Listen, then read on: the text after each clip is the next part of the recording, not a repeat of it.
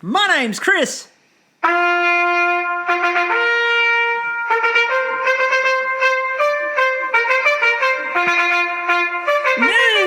Christy Stamford. Where did you get a trumpeter? We can't afford that. No, they're sponsored. Last time we were sponsored, we ended up in debtor's prison in Canada. Yeah, I've been firmly assured that the Blueberry Legion of Australia are a real thing. And anyway, this is the Washing Up podcast. It's fancy week. It's very, apparently, where was my trumpet? No, we've got to talk fancy like we're from the Edwardian era or You're something. the queen of accents. You can do that. Look at me being all fancy. I've got my cigarette in a cigarette holder and I don't even smoke. You're so fancy. You already know. I know, I'm in the fast lane from LA to Tokyo. Just quickly, the fast lane from LA to Tokyo. I presume it's like... The jet stream? Yeah, I was going to say, is that... That doesn't make you fancy, that makes you high. Like, that makes you really high up. Maybe it's an actual current. Like, there's you know how, like, the different temperatures in the sea create different currents, and it's a thermal current. I thought we were dealing with the idea of, like, if you're talking about the currents there, I thought you were talking about, like, the big garbage pit in the middle of the Pacific Ocean. That doesn't take you directly from LA to Tokyo, though, and it's not very fancy. It's full of rubbish. You don't know. The Japanese, they're very advanced in their technology. I mean, at least it's LA to Tokyo, so we know that trip can be made, unlike at the moment if you're trying to get anywhere near the Suez Canal. Anyway, look, they're about to free that boat, and you know what? I don't want it to be freed. I'm enjoying the memes. I just think they need to put a second one in. Like, just start banking them up. Just... multi-boat. I mean, it's like years ago when they said the internet was a series of tubes, and they thought, you roll the gambling balls and all that up the tubes to clear the internet. Anyway, do you reckon the captain's a beaver? That was the first. It's like, I'm going to make the biggest fucking dam in the world. It was a long play by this young beaver who's like, whose father was like, you're not going to amount to anything, son. He's like, watch me. And he's like, why are you learning to become a captain? He's like, you'll see one day, father. I want to find my Tennille, and the only way to do that is to be a captain. Anyway, nice link back with the beaver to Canada, and obviously two beavers are better than one. What we're here to talk about. Yes. We're here to talk about the semi-final week. Very fancy, apparently. I'm going to use the word apparently because you know what signifies fancy apparently in Canada, don't you? Well, it's not a Viennetta. It's a moose. Look. Somewhat appropriately, it turns out, because, like the native animals of Canada. Yeah. Moose and beaver. Not moose and squirrel, moose and beaver. They're like, what is something that's Canadian? Moose. How do we make moose fancy? Make a moose. Like, lots of moose. I mean, look, we've had bison many times. But, look, we sort of talked about this a couple of times. We've talked about this. The other day we talked about me with the pastry and me getting all upset about pastry week, which apparently made me, really sort of finicky and picky. Look, I'm a big fan of mousse, but... Okay, so... Is it really the pinnacle of fancy? I would question if we consider that a mousse cake is the pinnacle of fancy. Look, I'm here for an entremet. An entremet, that was beautiful. It's nice and fancy. Good croquembouche. Shoe pastry. Yeah. Right? A large shoe tower as the showstopper. Right? That would have been fancy because you're topping it with all sorts of the spun caramels. They croquembouche last year, though. Yeah, but you can do a different version of it. What's another fancy? Like a pavlova's fancy, and we got one of those tonight. Well, we'll talk about that in a minute. We'll talk about a pavlova in a minute, because it was a pav. I'm sorry. Unfortunately, Viennettas are not a bake. Yeah, Viennettas are not a bake. No, they're not. But since when has that stopped anything? Dumplings. So, no, I thought that my only thing was two mousse desserts back to back. Not really the pinnacle for me. And then the pavlova, and again, it's a pav. I'm not going to call it a crunch cake. It's a pav. And okay, it's called a crunch cake, which does not sound fancy. Looks fancy, but you know why? Pavlova, on the other hand. Pavlova sounds fancy. It's named after a fucking ballerina, for God's sake. It's Australia's greatest New Zealand export. And it's the fanciest of dances, like pavlova. Not Exactly. ballet. Yes, She's a ballet dancer. she is. She became a dessert. And she had those dogs, whereas she rang the bell and they all came. Oh, that's Pavlov. Sorry, my bad.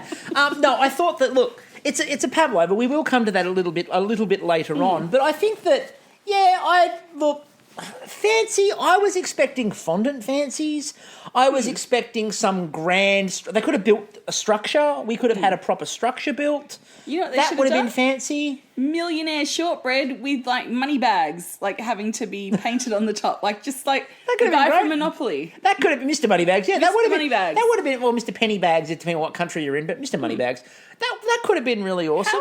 How is Pennybags supposed to be richer than Moneybags? Stupid. I agree 100%. Anyway, the other thing I'll mention to this too is that we could have had all these different fancy things, but you know what the height of fancy is? If you believe television, the height of fancy would have been a 5-tiered cake made of nothing but Rice Krispie squares and fondant.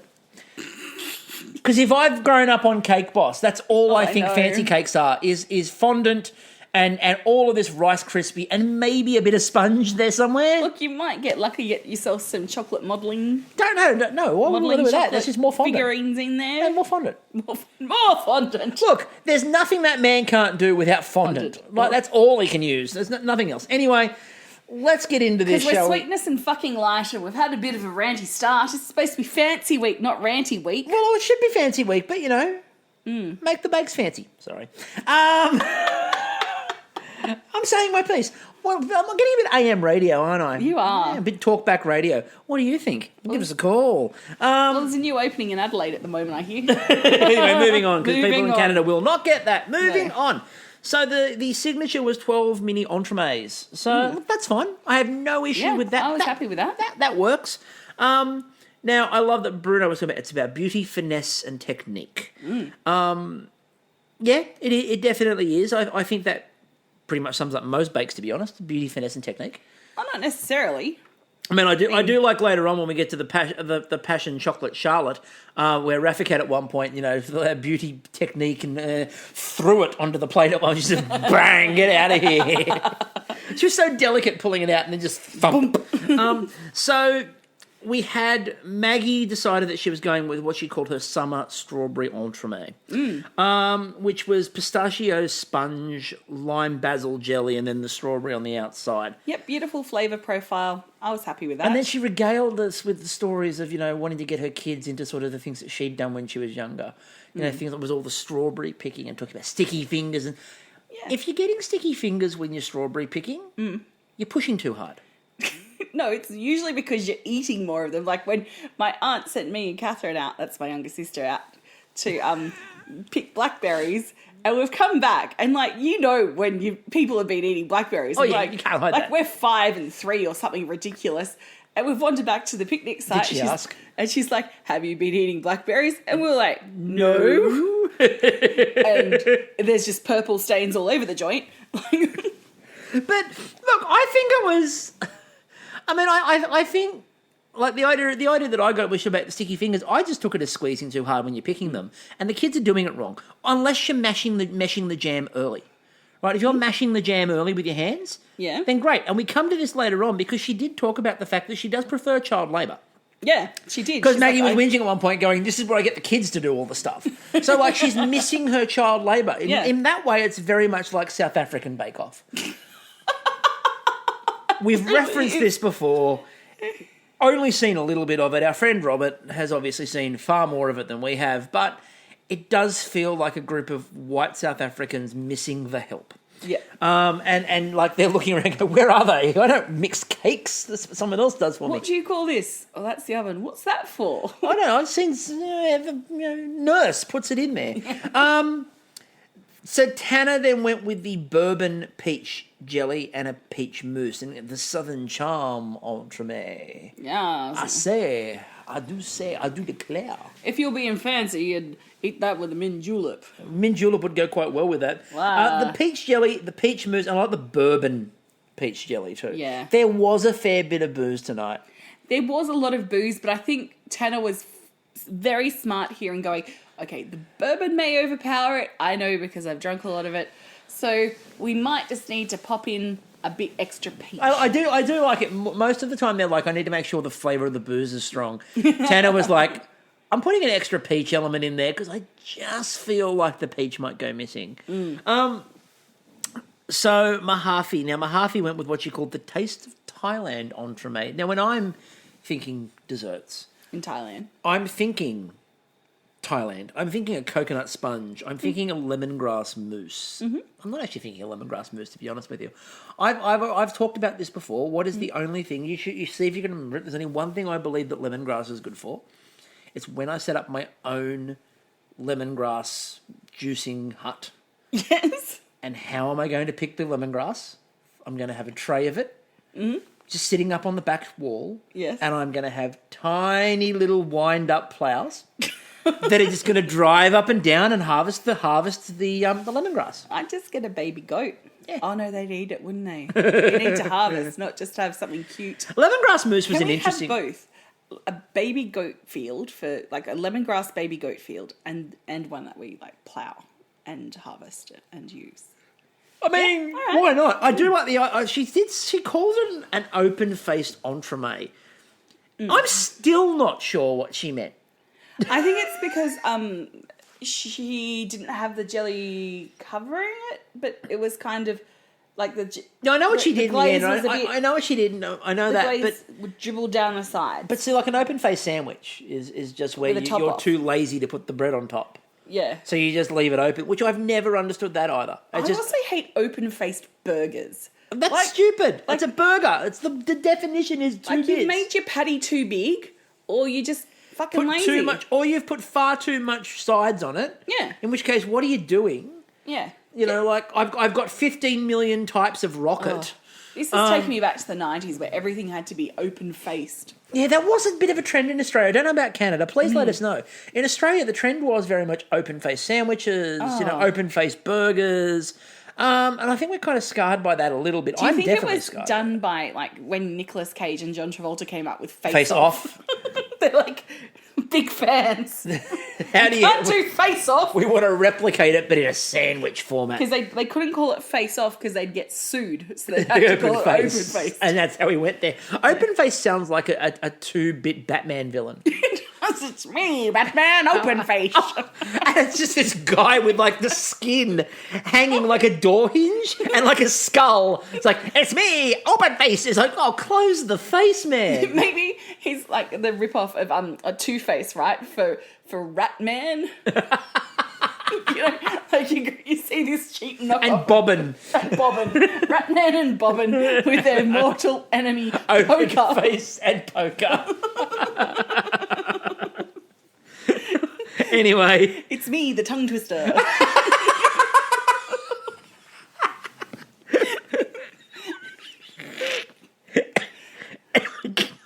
Sorry. And we're going flightless birds. It's the dodo, not the penguin. That's the cassowary. He's actually... No, the cassowary is actually dangerous. Exactly. He's actually the one villain that could cause some shit to go Finally, down. Batman has a... Sorry, not Batman, my bad. Yeah. Ratman has a real villain, the cassowary. If you don't know what a cassowary is in Canada, look it up. It is fucking scary. It's a prehistoric animal. It is nuts. Let's not forget the sexy, lady villain. Oh, God. Natwoman. Natwoman. She's just buzzing around. Anyway, Rafficat. Yes. Speaking Rafficat. of sexy lady villains. Rafficat is now a sexy lady villain, apparently. And she went with a dark chocolate mousse, orange cream jelly. Now, it's very straightforward and very simplistic. And I'm not saying this in a critique way at all. On the contrary, what Rafficat has done quite well as we've gotten closer and closer to the end is she's taken very simple, trusting flavours and just nailed them. Yeah, well, if you don't balance the chocolate against the orange, well... And again, it's not about not taking risks, it's not about criticising in any shape or form. What she's done is very clever. At this stage, if you just do whatever you do perfectly... you're good. You'll go all the way through and get to the final. Semi-final week, people... This is something, we've seen it in different versions. There are people that take massive risks to get to the grand final, and they're always the ones who find themselves in that bottom two conversation for who's staying and who's going. The ones in the semi-final who just do something really good, basic but good, go through. Yes, just saving the creativity For the grand final, when you go mental. Like, not the focus, like, you know, the focus or the dedication, but the creativity for the grand final. However, I feel because it's fancy week, she shouldn't have gone for oranges. Now, you're going to hate this, but what's a fancy orange? You're going to say the word, aren't you? Yuzu. Could have yuzu'd it. That's fancy. You didn't have to yuzu it. And she's got the pirate, the fruit pirate princess there. She does have the fruit pirate, and that was interesting. Yuzu. I thought that Mahathi she went with coconut sponge and a lemongrass mousse. But there was also mango in there. Yeah, but I thought that Mahathi could have gone like bigger because like she's got access to unlimited produce, and we did find out it's not just fruit; it is a wide array of things that she has access to. Maybe she should have got that hallucinogenic honey. That's, you know, people risk their lives scaling a cliff for. I mean, look, if she's got a fruit pirate for a father, he probably has access to it. The other thing was Mahathi went with a coconut sponge. Now, I may have reached out to see if Mahathi had access to other produce. I may have asked that question.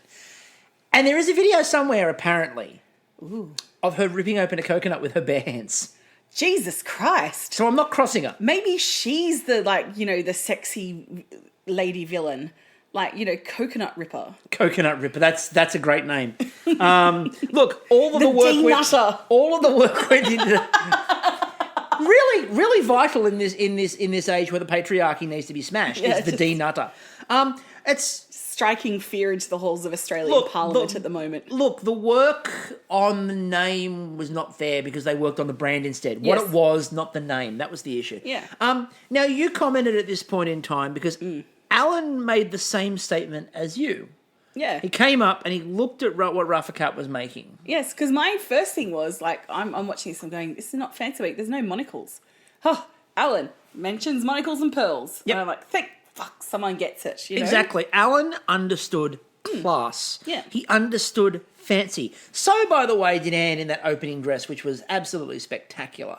Although, again, I think her choice of footwear through the episode would have been far better to walk across the grass with. Yeah, and I think she needed that book by James Trickington that tells you how to hold garden party. That's where you got the idea for your announcement? Yes. Christie's anyway.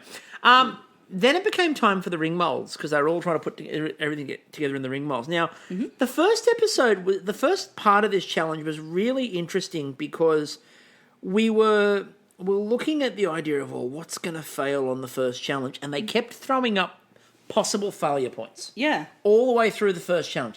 Here come the ring molds. What's going to happen with the ring molds? Nothing.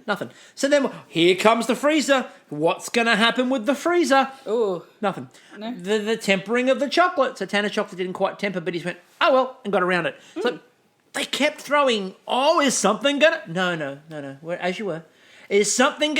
No, as you were. And can I say, like, so Mahathi dropped it on Chimay. Rafikat's, you know, might not have just, like, been glazed to the edge. But overall, they all looked pretty strong and solid. Like, even Tanner's that missed the chocolate because he's like, well, I'm not going to put untempered chocolate on there, which is intelligent. Clever. Looks great. It was interesting because, like, Rafikat was complaining at one point going, 12 is so many. And I'm like, well, at this point, yeah, probably is. And then we got Maggie, and Maggie had a couple of great lines tonight. But one line that I think is anyone who's ever seen Bake Off can identify with is that she did ask for a bit of good freezer juju. Yes. Now, that might have just been the name they gave to the still that was hiding inside the fridge. Good freezer juju. We want a bit of good freezer juju. But the good freezer juju, I like the idea that she was, like, reaching out for some of that, but that's when she then complained about the lack of child labour. So I think it was balancing... Are they her children, or is she luring them in from the outside, like covering her house in candies? Yeah, for child labour. But it was really interesting because then come do some strawberry picking, children. You'll enjoy it. I'm starting to wonder if it's just all of her children or if it's just neighbourhood children. Yeah. Like she's a total gingerbread witch. I don't know. I don't think she's a gingerbread witch. No, I think what I think that the Magpie Cakery. I think that it's actually a production line, It's like one of those old Victorian sort of, workhouses where she's got children in the fields picking strawberries. She's got people working the kitchens, and she's there with a whip as a drive. Because if there's gone dark on this episode. If there's one person that I expect that would obviously be that mean and malicious, it's the sweetest person alive. Yes, Maggie. Maggie. Because clearly that's right and not at all weird. No. And completely off base. Exactly. Hold on, is there a light switch around here? You try to brighten it up? It's just a bit dark. Oh, it's brighten up. They all removed the ring molds. Everyone. They did the camera zoom up. They did the oh my god. They removed the ring molds and the tension, which was all gone after that. And then Mahathi was struggling obviously with hers, and then we got, you want the light? I'll give you the light. Excellent. We had a double whammy of light at the end of this. Oof. As they were about to finish the challenge, Rafikat comes over to Mahathi, and Mahathi's like, can you give your hand? Yeah, actually, I don't know if you're finished. And that's right. Rafikat's like, yeah, I'm done ages ago. And helps Mahathi put hers together. And then the next thing you know, they cut to Maggie, who's struggling to finish hers off. And Rafikat runs back in the shot again. She's like, I will help you too. Like, I'm sure that Tanner was there going, help me. Like, I don't need it, but I just feel left out at the moment. Yes. But Rafikat, like, seriously, she's done this so many times this series. Like, that should be double star baker. Like she's 100%. got 2-star bakers, but I mean... 4-star baker, yeah. 4-star bakers. She right should. There. She really should. So I think that, like, Rafikat has kind of been the hero we all need. Like, she's been really good at running around and helping everybody out. And not at the detriment of her own baking and not shortcutting. She's just working diligently. She's really good. Do you think she also did it to get some extra, like, coconuts filled? So she's like, there's a couple of extra here I did Mahathi. Do you think I can just pop those in my face? Well, why else do you think that she helped Mahathi other than there's a future guarantee of stock and supply? Yeah, she's like, please, D-Nutter, can I... The future stock and supply, like, seriously, if you've got a pathway to the fruit pirate, you don't say no. No, if you want to get your hands on some tonka beans. It's very hard to get your hands on tonka beans in the northern hemisphere. Yeah. Anyway, that was surprising when I found that out. By the way, we can get them. We can get them. We can get tonka beans. Us convicts Canadians can live dangerously. Yes, us convicts can definitely live dangerously. So, Tanner, they said good integrity in the shape of his entremet. No tempered chocolate, which they noticed. It cut very nicely, and they said that the inside was almost more beautiful than the outside, which is code for it looks a bit rough on the outside. Plus, the peach was like professionally cooked. Yes, they said it was very professional, and the bourbon flavour was there, but it wasn't overpowering. Yes. So, perfect. Well done. Nice. Maggie, they said they weren't perfectly shaped, but I looked at a couple of those, and they looked pretty good. It was like the one that they picked up, and I'm like, The other thing we need to note, and this is when we're talking about doing these sort of mousse challenges. Every baker we've spoken to on the podcast has commented on the exact same thing. How fucking hot is the temp? It is a sauna in there. And again, if you haven't already, just get onto Elon Musk, get onto Mars X and say, you need to be using the bake-off tents as your, testing ground for quiet, non-camera and sound interfering climate control.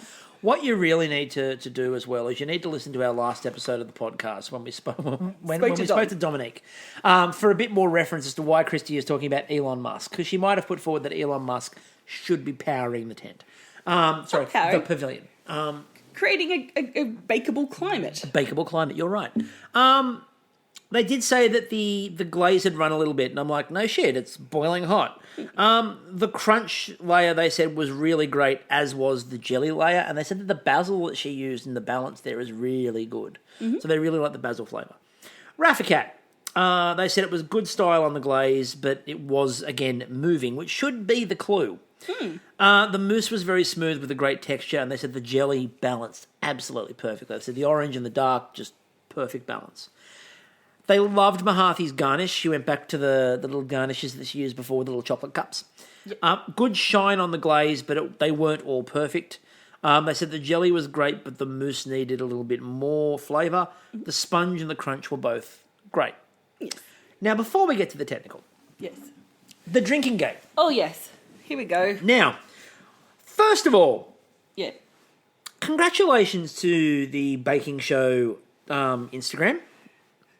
You didn't copy us this week. It was great. Thank you. I mean, you did just watch the episode and write down what happened again, because, you know, there were words in there that were directly from the episode, but, you know, I'm not going to hold that against you because you didn't plagiarise from us. Exactly. It So was I'll your take own that. work. It was your own work. As a school teacher, you must be proud I'm when very a student proud. comes along and just goes, look, sir, I didn't plagiarise this one. Look, when I have to run work through a plagiarism checker and I get like 40% and then 30%, we're getting better. Yeah. And then I see that one where it's like a 0.1. Yeah. Where it's like, look, there's a little bit of a mimicry there, but overall they've done very much their own work this year. They haven't copied your answers. That's a gold star. Yes. So a gold star to you, CBC Baking Show. Well done. You know, if you keep this up, you'll get a scratch and sniff sticker. Oh, don't go fancy. Oh, hang It's on. fancy week. I need to. Anyway, triple shot square for us this week was the bakers are given the name of the technical only. As you'll see, they were given 3 pages.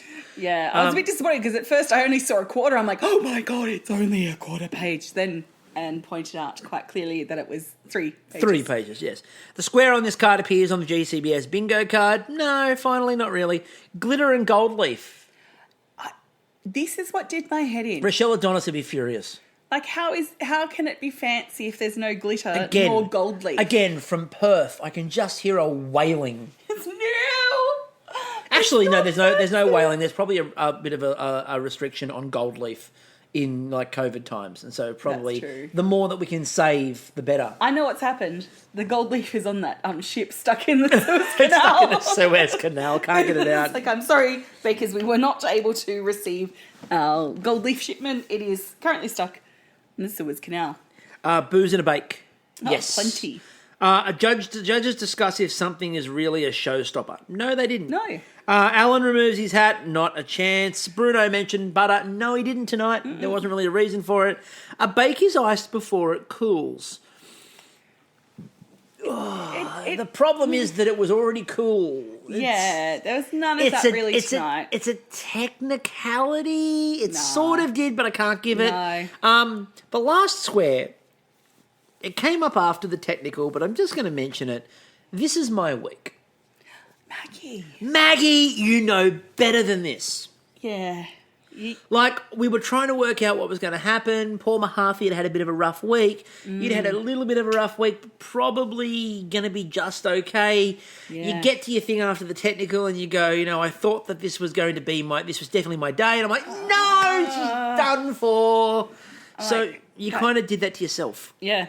No one to blame but No yourself. one to blame but yourself for that one. No one else cooked for you in the God, I just feel like we're being too negative. Like, what's wrong with us? Do we need to be drinking? We need to be doing more drinking. We need to hit more squares. We need to hit more squares. All right, maybe we need to plagiarise from the Great Canadian Baking Show and have 15 million squares you can hit. Anyway, you'll be smashed in the grand final. Like, no one will be able to watch the grand final not like sober. There's no sober. No. It's just smashed. Anyway, Passion Chocolate Charlotte was the technical. 2 hours and 15 minutes. Yeah. Now, this sort of ties into our conversation that we had on the weekend. So be passionate, but gentle.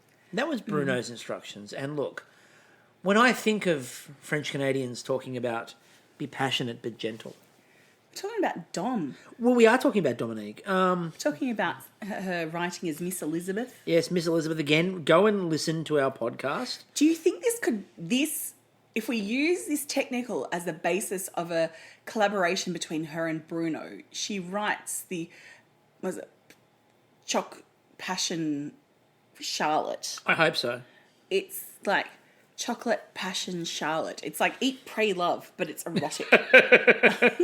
Chocolate Passion Charlotte. It's about a young woman called Charlotte. Oh no, maybe another young woman or a middle-aged woman who falls madly in love with a woman called Charlotte, and chocolate and passion ensues. I think that's very doable.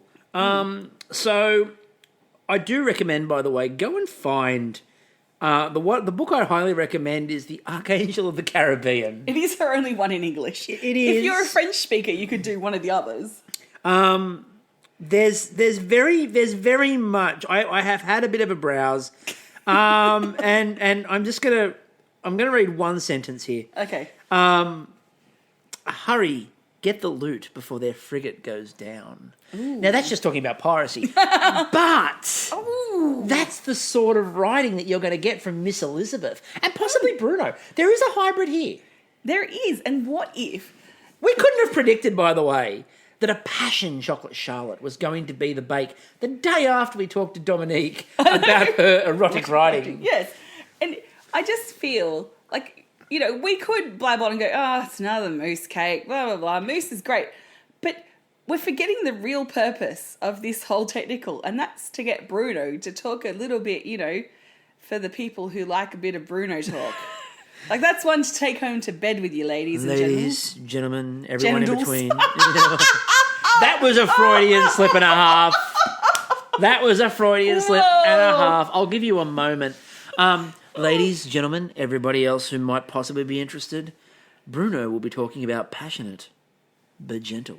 And then he walked out. Raffacat who just goes, I'm going to put a bit of slap and tickle into this. But then he walked outside and said that if it's overdone, it'll crack, and if it's underbaked, it won't hold its shape. So he kind of ruined the emotion with that comment.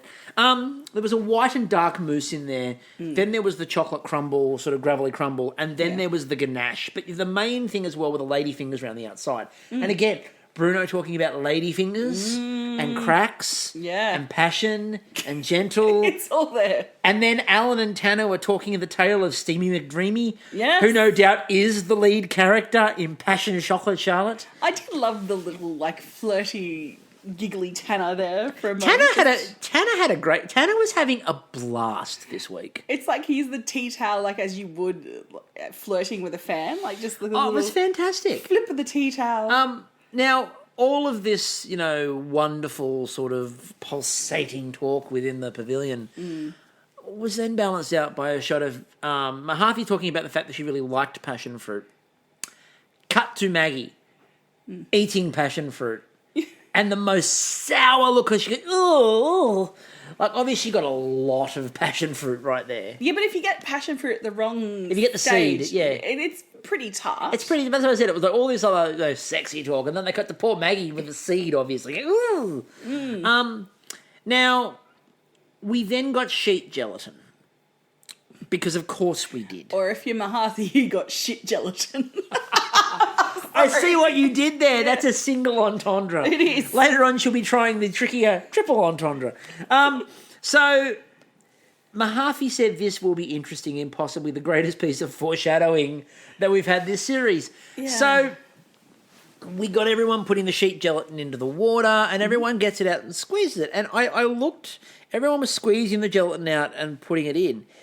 And I looked at Christy while that was happening, because I looked up, I was typing my notes furiously. I looked up, saw the TV, looked at Christy and went, did Mahathi just throw that straight into the... Yeah, I think what it looks like is that she popped the gelatin into the bowl of water because she said she's used to using the powdered gelatin, which is what you do. You dissolve it in the water and then use it. And popped it in. And I'm like... Oh, I feel for you because we knew that wasn't setting. The second she threw that in there, we were like, well, that's going to run. And look, flashbacks. Pierre flashbacks. Yeah. All I can see is Pierre lifting the acetate and this ooze. Yeah. And before Mahathi did it, I'm like, I know what's coming with this.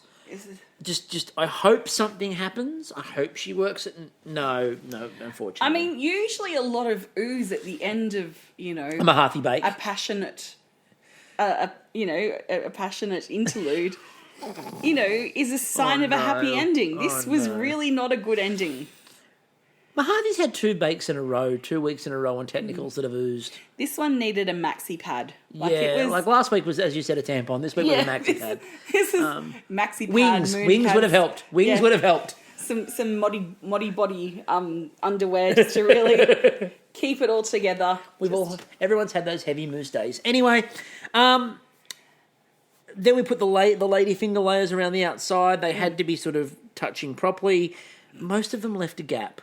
Look, you don't want a gap around your lady fingers. You want your lady fingers tight and firmly wedged in there. Bound firmly, yeah. I find is really important. Otherwise, they're just not pressing on the correct places and you're going to get ooze. Then we mousse and frise.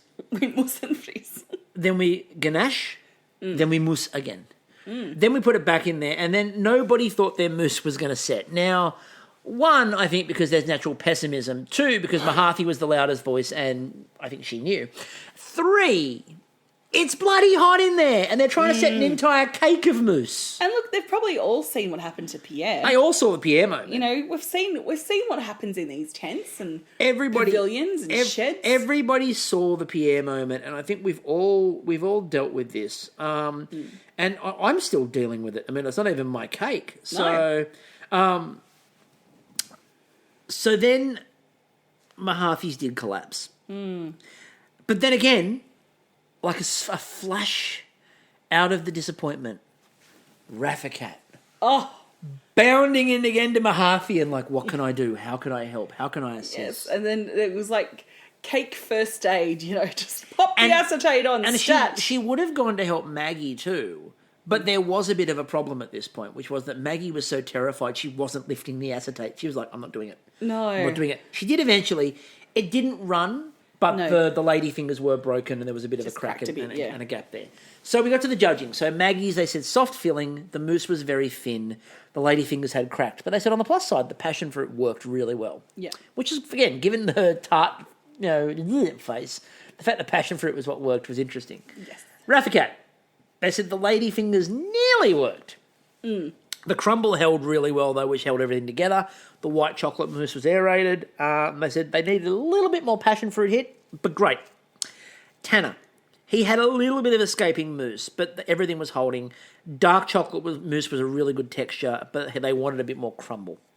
And then Mahathi, they said the lady fingers were sound. Yes. They were like, it was great. It was like watching, a Holmes episode rather than watching Bake Off for a moment. Because it was like, well, the structural integrity was... Look, the outside was fine, but it was the mousse that caused the structural integrity issues. And, when things aren't the greatest, if they can give you a good finger, it's... Yeah, look, take the benefit of a good finger. Take the benefit of a good finger. If everything else is falling apart. As the poet laureate of our time once said, oh yes, don't fret. No one's going to come and interrupt us. Fenway knows what he has to do. He'll take over the helm soon and order our men to set sail. Oh, yeah. At that point, by the way, the clothing starts coming off. So again, I highly recommend go and find The Archangel of the Caribbean by Miss Elizabeth. Anyway, so we cut back and there was a couple of great shots. Rafficat, first of all, was like giving her, this was really good, and she had a little bit of chocolate on her. And then they cut to Mahathi, who was standing, leaning on a post, coated in chocolate, looking at the camera going, so today sucked. And if ever there was an image you wanted for a bad day in Bake Off, Mahathi was it. I want that gif. I want that gif of so today sucked. Yep. That's what I need. Social media for Great Canadian Baking Show. If you're listening to me, and I hope you are, can I have that gif, please? Just Mahathi with so today sucked. All I want in life. Just send it to me. Thank you. You're welcome. All right. But then we got Maggie saying, I thought that today was my day. Oh, Maggie. So, here's your problem. So, the showstopper. The showstopper was a meringue crunch cake. So, I asked a question, and I'm going to keep my sources very close to your chest. Very close to my chest. Let's refer to the source that I asked as Kyla K. I may have asked about why was it called a crunch cake, not a pavlova, and the comment was, I interpret pavlova as bold and filled. This was layers of meringue with filling in between each separate layer. But we basically agreed it's the same thing. It's just differences of wording. Right? It is a pavlova. Right? Like for the past 3 to 4 years in Australia, when you look at the magazine stands around Christmas time, or summer time, you'll see these, takes on pavlovas. It'll be this or a wreath type pavlova that you'll see on like the Donna Hay magazine or Taste or whatever else is going these days. The Women's Weekly. So a traditional pav, you've got a traditional pav is a very it's a large circular base like a cake, made with a meringue, and it's got again crunch on the outside, soft and chewy in the middle.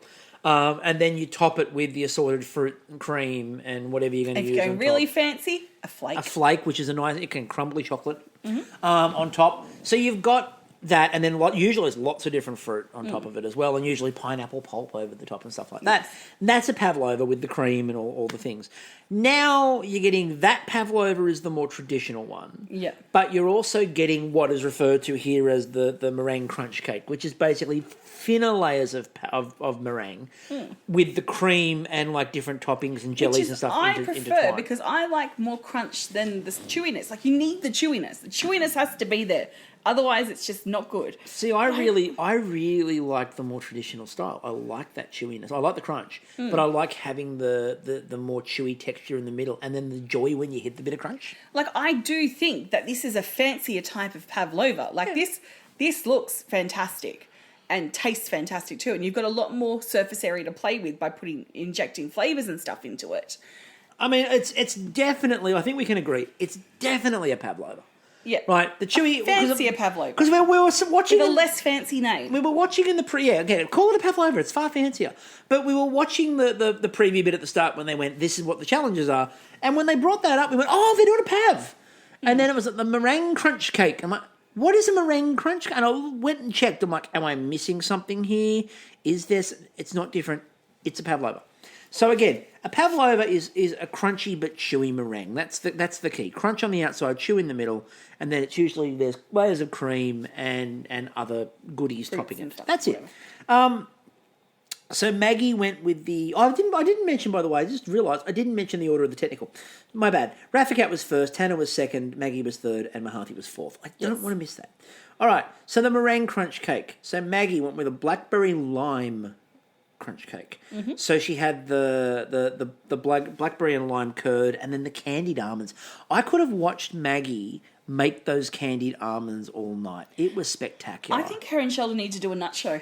Oh, 100%. And maybe get Mahathi in as the D-nutter to, she can also steal cashews. She can steal cashews. We've worked that out. She's very good at stealing cashews. Break some coconuts in half by hand. I think there's a lot going for her. Yeah. But her candied almond work. So watching her do, like she goes, put in the syrup, make the sugar, then get the powder sugar on top of it, crystallise them. So they looked really good. They were the thing, by the way, they loved about her bake. So like, they're amazing. Rafikat went with a mango pineapple curd and a coconut meringue and isomalt. We haven't seen isomalt this year. Oh, we did it in the first. Remember Oyax? Yeah. So he brought out that amazing, I think it was the first bake. Just and then nothing. Stunning. Yeah, just little to no isomalt. That's the thing. So Oyax went big and everyone went, not doing that. But I like that, like, Rafikat's like, when when Alan came over later on to talk to her about it, and he goes, oh my God, she goes, oh yeah, I tried it yesterday for the first time. So, what? Yeah, and this is what I'm loving. I'm loving to see the development of Rafikat, like just, pushing herself out to try different things. Like, it's like, you know what, I'm going to have a go at this, why not now? It's a good attitude. If and not look, now, when? And she was in the perfect spot. We talked about the idea of playing it safe, getting into the grand final, but she was in the perfect spot where pretty much, unless her bake poisoned a judge. No, I need to poison a judge. Okay. Even bombing wouldn't have been bad. Poisoning a judge might have got her sent home. Yeah. Maybe. They might have just blamed it on catering. But I'm not sure catering is fantastic and we love you all dearly. It's the evil cardinal back again, He's poisoning. He's poisoning. He's like, vengeance is nigh. I wanted some caribou. Anyway, no, I've completely lost my train of thought. I went back to but I went back to the cardinal. I've lost my train of thought. Yeah. No, but with the unless she completely bombed and like killed somebody, she was going through to the grand final. What she tried with the isomalt wasn't going to make or break her bake. Right? It's trying something that's spectacular, but if it doesn't work, the foundation was still great and the taste would have been good. It's just the presentation. She zhuzhed. She zhuzhed indeed. Good to see a zhuzh. Now, Mahathi, I'm going to admit, I was puzzled when Mahathi, to save herself, decided to make a rum-filled rice pudding. She went with flavours of Mexico, which is great. Love the Aztec theme. Not enough rolling heads down the side. Yeah, that was our point. like if you were going to and like there were several Sacrifice to gods. there were several sacrifices and offerings to the gods being made on Mahathi's behalf. When she was putting together the crest for the top, that was all offerings to the gods and like again, but where was the blood flowing down the side? No rolling heads. I mean, again, at Teotihuacan, they believe that when the big sacrifice there, the stairs ran with blood for 3 days solid. Oh, just imagine the smell, the flies. Oh, who's cleaning up that mess? Yeah, but you've killed all the people that would usually clean up that mess. Yeah, but think about the waterfall effect. That's a triple tiered. That's more than a triple tiered waterfall effect. Oh God, that's a mirror glaze and a half. That's a definite. Look at the sheen on that blood. Look at the sheen on the blood. So I was questioning it. I'm not going to lie. I questioned it. The idea of the rice pudding, especially since about the crunch. Yeah, that was the... Now, the way she got around that was quite clever. Pretzels. Like, pretzels and corn chips. Yep. And she's there with the chocolate, and the next thing you know, you hear crunch, crunch, crunch. You look over, she's breaking corn chips and pretzels up into the chocolate. I'll give you crunch. She's going to stack it with crunch. And if that didn't work, she had a box of Captain Crunch. And then she had an app on her phone, and when they were cutting into it, she got to hit the button. Gotcha. I like the idea that she's actually like hiding behind the table. She goes, I dropped something. And as they cut into it, she's under the table. She's like leaning up going... with a mouth. Just popping bubble wrap. I've got bubble wrap in a pocket. Oh, you've got bubble wrap? No, I don't know what you're talking just about. Just like the Foley people, like a gravel a gravel walk. A gravel pit. Yes. She's got her own Foley desk while they're cutting. It's like everyone's like, what are you doing? She's like, ring, ring, ring. Oh, wrong sound effect. Sorry. Whoops. Whoops, didn't mean to hit the horn. Now, Tanner was making a blueberry creme diplomat. Good old creme diplomat. Look, we haven't seen creme diplomat this series. We see it a lot. MasterChef Australia uses creme diplomat a lot. Yeah, a lot of diplomat there.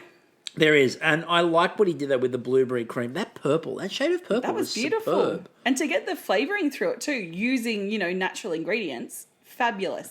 And Tanner's no bubble gum in sight. No, not a single shred of bubble gum.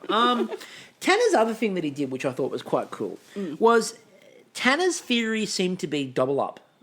So obviously early on he doubles up and goes, I need the double peach flavour. Yeah. Here, he went double pecan. So he went a pecan meringue, which I like the idea of that. It adds crunch to the crunch. Yeah. And then he did the pecan praline. Yes. Which gave an extra layer of really solid crunch flavour. A good praline in bake-off is always a winner. Absolutely, and particularly pecan. I think it's got a deeper and more refined, like it's a fancier taste. It's not just a peanut. No, there's a praline to it. It's not walnuts, making it look like you're hanging brain on your cake. Now, can I just say, one of my biggest disappointments in this episode, not one baker dusted with icing sugar. Yes, no, Rafficat did. In at the very beginning, when they were doing the entremets. I'm talking about the showstopper. Oh, okay. Because you want to make your showstopper fancy. You got icing sugar on top. Icing sugar. Yeah, you could have had some icing Right, sugar. that's how you make a showstopper fancy. Maybe that was also stuck on the boat. Because I presume... Lots of things stuck on this bloody boat. Because I presume, like, Mahathi, one of her critiques was, oh, look, it's dark on dark, like, and it's hard to see. I'm like, well, she probably wanted to gold leaf it to really make it pop, but it was all stuck on a fucking boat in the Suez Canal. Do you think? Because the boat, to update again, this is going to make this... Is it a boat or a ship? It's a ship. Okay. But this is going to make this episode a real... It's a ship. The ship thing's going to make this episode a real time capsule, but I don't really care at this point in time. I'm going to ship that ship with the Suez Canal. So, I have a theory about what happened. Oh, okay. Okay, I have a theory about the ship. Run with me on this, will you? Okay. So, it is a very large container ship. Yes. Moving large quantities of goods through the Suez Canal. Yes. Which mysteriously became stuck in one of the most commonly sailed thoroughfares. Right? It was wedged there, boats either side couldn't get past. No movement was possible. That was stuck. It's a sitting target. I propose that the person, because remember, the crew didn't actually sail the ship up the Suez Canal. There are Suez captains that come aboard to sail the Suez Canal. Oh, that's okay. Actually, what happens is that bit's not a joke. That's true. Suez captains come aboard to make sure they don't run aground in the Suez Canal. He did really well. Apparently, I was looking at a bunch of sailing Twitter is a thing. And I was reading a bunch of tweets from like people who've done Suez, and they said the Suez pilots are renowned for being not very interested in being safe. They just get in there. Okay, So there was a massive sandstorm, obviously, which also didn't help. But I'm starting to wonder if the Suez captain wasn't a plant. Nobody has said what is in those containers. No. I'm thinking fruit. I'm thinking vegetables. Oh, no. I'm thinking this is a conspiracy. I'm thinking there's a boarding afoot, and I'm thinking the fruit pirate is behind this. If Mahaffey suddenly has unlimited produce, Yes. we know. It's the 7 seasonals. We know that the king of the 7 seasonals has taken the ship, and all of that fruit and vegetable and all of that produce is Are now all his. It'll be sitting in Mahaffey's backyard. Yep. Like, just sort of casually leaning on a lettuce, turning on a turnip. It's like the Fruit and the Furious. It's just this like heist. The fruit and the furious Suez drift. It's Ocean's produce. What a movie! I'm back with Suez drift. So that's got to be what's going on. So Tanner was trying to make a caramel dome. Now, We tried a few. So we had a couple of sides. So Tanner was trying to do that. Unfortunately, he goes, it'll come out. That's the theory. And then later on when they cut to him, it's like, didn't work. I was interested that he didn't just like kind of, you know, like artistically place it on as if it was meant to just look like a bird's nest effect. It's artistic. It's not a bad idea. Make it look fancy in a rusticated way, and then we Well, can they make used the true word rustication. they used the word rustic, and I knew that was coming on the game card. I'm looking forward to next week when the game card announces who comes first. It's gonna be, look, you're not going to have to watch the episode. The game card's going to just tell you the order. Link is the winner. Yeah. Maggie was finishing off the nuts, at which we got one of my favourite Maggie lines of the night: the shiny nuts of awesome. Yes. You know, He's another superhero in Ratman. Like it's so it's the, you know, like it's the crossover. The shiny nuts of awesome come in to help Ratman take on the D Nutter. Ratman and Bobbin taking on the D Nutter. Yeah. Oh dear. And of course the Dodo. Yes, it's that brief time when Nat Woman becomes good. Like, Oh, yeah. you know, she doesn't want to cause chaos. Oh, when she's Kit Kat. Yes. Anyway, or in this case, Kit Kat. Anyway, so Rafa Cat then showed off the isomalt skills and made everyone feel really bad about their lives. Maggie then started to temper Ruby chocolate. Yes. We know my views. It looks pretty. It looks pretty. Yeah. Mahaffey was making further offerings to the gods at this point with the sun disk. The dome didn't work for Tanner, and he's just like, fuck, I don't really need it. Still looks fantastic. And he didn't need Yeah. it. That was the thing. The dome wasn't needed. I think the dome would have elevated it just that A little little bit higher, because there would have been a dome on top of it. Literally elevated. It's a little bit like when, you know, the Empire State Building was in the battle to be the world's tallest building. And so they kept on like putting like radio towers on top that were a little bit higher than each other. Yes. So this was the battle between the Chrysler Building and the Empire State Building as the tallest building in the world. And so one put they built the building and the other one put an aerial on top. So the other one put a higher aerial on top to make it taller. Legitimately what they were doing. That was how they were battling. So the judgments. So Rafficat, Bruno loved the flower, and Kyla just said, it's not near perfect.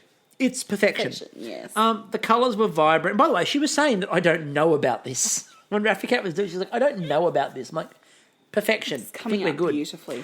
The colours were really vibrant, and it was a very clear crunch. The meringue was perfect. It blended with the cream, with the custard. Bruno couldn't stop eating it. He couldn't stop eating it long enough to make a judgment. Like he's mid-judgment. Yep, that would have been me too, Bruno. Yeah, I wouldn't have even tried. I would have just face buried. You go ahead, Kyle. I'm all sorted you. Now, what they mentioned it, but they didn't really focus on it a lot in the actual bake, was that Maggie went with an almond dakwa as opposed to a meringue. Yeah. Now, from what I understand, dakwa are a little bit drier, like in the texture. Is that right? no, they're a little bit softer because they've got no crunch. A little bit softer, so there's no crunch. So Pop some Viagra in it. in Get it a bit harder. in a showstopper where they said Should have just read at some of Dom's Yeah, read some of Dominic's story to it. Elizabeth's story time. Yeah, if you read a little bit of Miss Elizabeth's story time, I think you would have actually got a bit more success there with that. Where are we? With her eyes still half open, she watched Edward taking off his dirty gunpowder blackened clothes right down to the last vestige.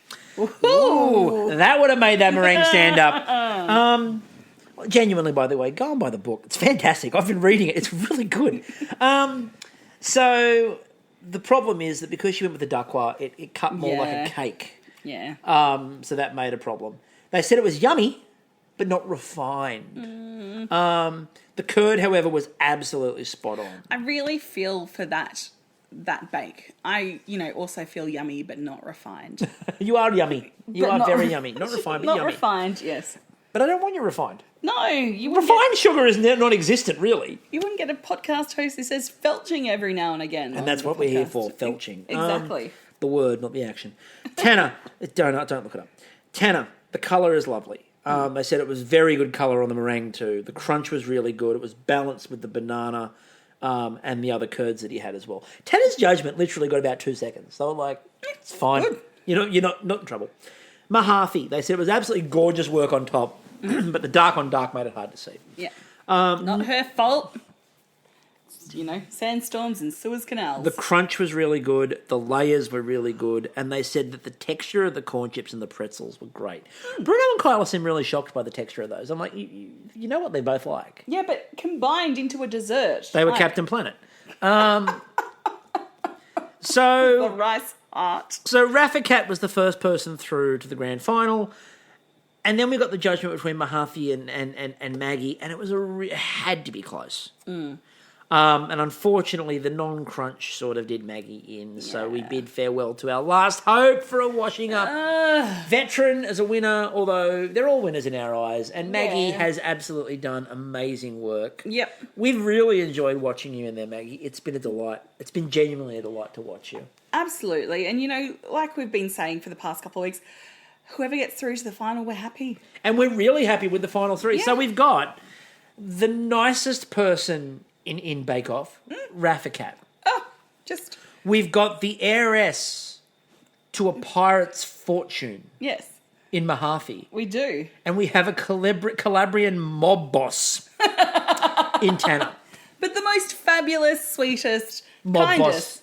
Boss. He will kill you with kindness, and kindness may be the big guy standing behind him. Kindness is the name of his bodyguard. What a grand final this is going to be. This is going to be an amazing grand final. A couple of extra notes before we finish up. So first of all, if you're listening along to this and you're enjoying it, first of all, what's wrong with you? But second of all... Thank you. Third of all, especially if you're in Canada, if you want to watch the most recent series of the Great British Bake Off, we are... every Tuesday here, so it's Monday night your time. Yeah. So Tuesday mornings, we are doing that most recent series, which I think is Collection 8 on Netflix. It's season 11 of the Great British Bake Off. We are doing that every Tuesday now. We're up to episode 2, so episode 1 was last week. It's in the feed. You can find it quite easily. Feel free to have a listen. We really appreciate it. And look, I enjoyed episode 1. It was quite good. I like all the bakers, and I think that's a start. It's just having likeable bakers. It's very much an advancement on last season of British. So that's coming up. And secondly, what I just want to sort of forward sizzle a little bit, and I'll talk more about this next week in the grand final episode. It's Baking's Night of Nights. It is. We've almost finalised the contract. We've almost finalised our agreements. The bottles / trophies have been ordered. Yes. I believe that the committee has sat to make their verdict. Yes, they have. I am, of course, the whole committee. Maybe I'll win one this year. Yeah, I did show up to the annual general meeting to try and get on the committee. Unfortunately, it was a Zoom meeting, and we just sort of didn't give you the there was password. apparently technical difficulties. Look, we couldn't all fit into the Zoom room. Oh, okay. I mean, I am the only person on the committee, but we couldn't all fit. How small was your Zoom room? How big is my ego? So... The Vergies, our night of nights for baking, named after, of course, verjuice, which is the favoured liquid of choice for Australia's queen of baking, Maggie Beer. Yes. Maggie beer. So the Virgies are the awards we give out to the finest in baking. There is a committee. There's a whole history. There's a Hall of Fame. Yeah, some people just haven't even won a Virgie, though, Stop have they? it. Maybe this year you'll get lucky. This has to be my year. Yeah. You polish the Virgies all the time in front of me. You've got many of them. I do. You had a special one done up by bloody the accenting panel. Yes, I did. It's like accented in many different metals. It's fantastic. So we will give you Copper? more details. Tin, I believe. Lots of tin. Aluminium. Yep. We say the aluminium too, not aluminum. It's aluminium. There's 4 letters there. Anyway, enough about that. So the Virgies are coming up. So please keep listening out for that. Tungsten. We will give you more information on the Virgies next week when you can listen to them and who you might see at Baking's Night of Nights, because there will probably be some people there. Yeah, we'll see. Again, I've got to finalise the venue. I've got one more phone call to make.